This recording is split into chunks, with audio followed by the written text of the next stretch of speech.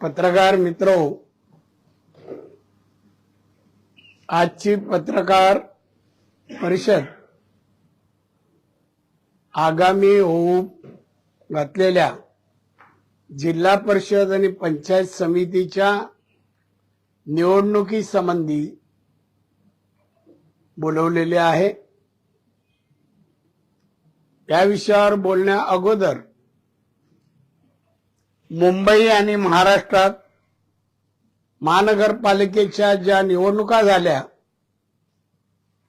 त्या निवडणुकीमध्ये विरोधकांचा धुव्वा उडवून भाजप आणि शिवसेना एकनाथ शिंदे यांच्या महायुतीने जो विजय मिळवला आहे त्या विजयाबद्दल मी माननीय मुख्यमंत्री आणि माननीय एकनाथजी शिंदे, सन्माननीय अमित साटम मुंबईचे अध्यक्ष आणि महाराष्ट्राचे अध्यक्ष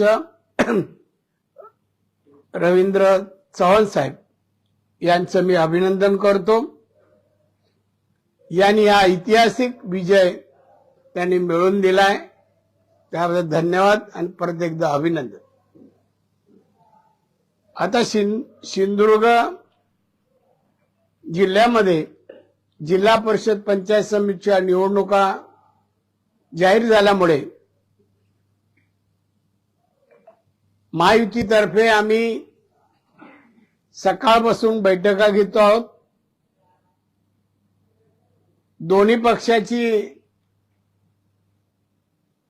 पक्षाची बैठक संपन्न झाली।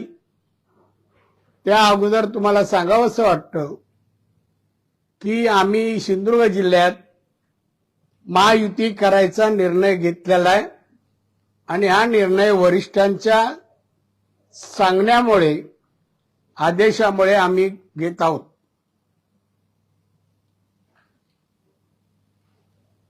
आमचे दोन्ही पक्षाचे कार्यकर्ते आणि पदाधिकारी एकत्र निवडणूक ही लढवली जाणार याचा सगळ्यांना आनंद आहे आणि आपण नक्कीच या जिल्ह्यात जिल्हा परिषदेच्या 50 जागा आहेत आणि पंचायत समितीच्या 100 आहेत। इथेही आम्ही विरोधकांचा धुव्वा उडवून आम्ही विजय मिळवणार। जिल्हा परिषद पंचायत समित्या आम्ही जिंकणार असा निर्धार आजच्या बैठकीनंतर कार्यकर्त्यांनी जाहीर केलेला आहे। सिंधुदुर्ग जिल्ह्यामध्ये आम्ही प्रचार करत असताना या सिंधुदुर्ग जिल्ह्याचा कायापालट आम्ही कसा केला, पायाभूत सुविधा, रस्ते, पाणी, वीज, शाळा, आरोग्य या सगळ्याच बाबतीची पूर्तता आम्ही केलेली आहे। विमानतळ हा आम्ही सुरू केलाय।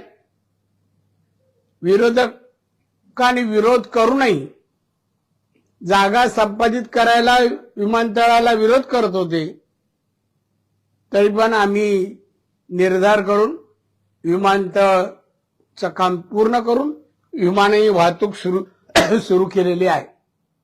त्याचप्रमाणे चौपदरी रस्ता आणि शैक्षणिक क्षेत्रात, आरोग्य विभागात सगळ्याच बाबतीत आम्ही भरीव असं काम करून नागरिकांचं जीवन सुखमय कसं होईल याचा आम्ही प्रामाणिकपणे प्रयत्न केलाय।